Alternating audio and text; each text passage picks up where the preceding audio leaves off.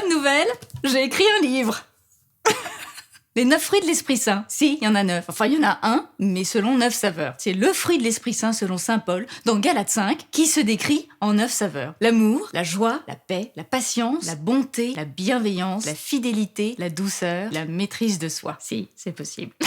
Alors, la bonne nouvelle, c'est que ces fruits, on a tous fait l'expérience d'essayer d'avoir un peu de paix, prends patience. Oui, mais c'est pas possible de soi-même. Et pourquoi ?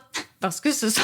C'est une horreur, cette vidéo. Et c'est ça la bonne nouvelle du livre, c'est que ce sont des fruits, les fruits d'une relation. De notre relation à Dieu. Mais si. Donc la bonne nouvelle, c'est qu'on peut tous les goûter, même si on n'en a pas. De la patience, par exemple. Moi, par exemple, j'ai pas toujours de la patience. Et ben là, je vais pouvoir en avoir. Comme vous. Nous avons 9 fruits dans cet objet, ce bel objet, que vous aurez remarqué, avec du vernis sélectif, des rabats, enfin bref. Un bel objet à offrir pour la Pentecôte. Pour tous ceux qui viennent de se faire confirmer ou qui vont se faire confirmer, c'est le cadeau idéal. On reçoit l'Esprit Saint pour vivre une vie nouvelle.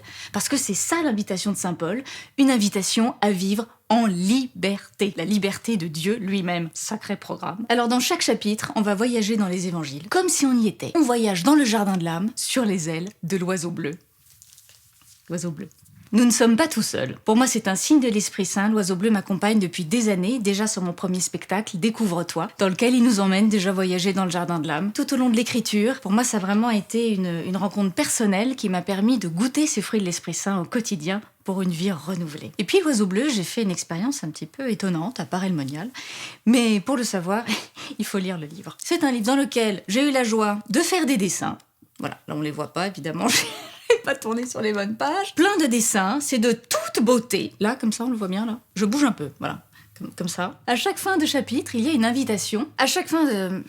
Pourquoi je tombe toujours sur celui-là ? À chaque fin de chapitre, vous retrouverez une invitation pour vous disposer à la grâce de l'Esprit Saint, pour vous disposer à recevoir ce fruit de l'Esprit Saint. J'ai testé, ça marche. Après, c'est à vous de voir, hein, bien sûr, si vous avez envie de goûter ces fruits ou pas dans votre vie. Évidemment. C'est votre liberté. Vous verrez, vous feuilleterez le livre, vous feuilletterez,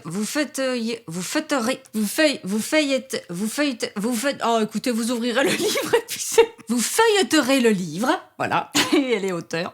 Et puis vous verrez qu'il y a plein de petites surprises dans le livre. Des pauses imaginaires, des pauses check-up, publiées aux éditions de l'Emmanuel, avec Hélène Mongin qui m'a édité, qui a été d'un soutien extraordinaire. Donc rien que pour le travail qu'on a fait de dingue, faites-nous plaisir, achetez le livre.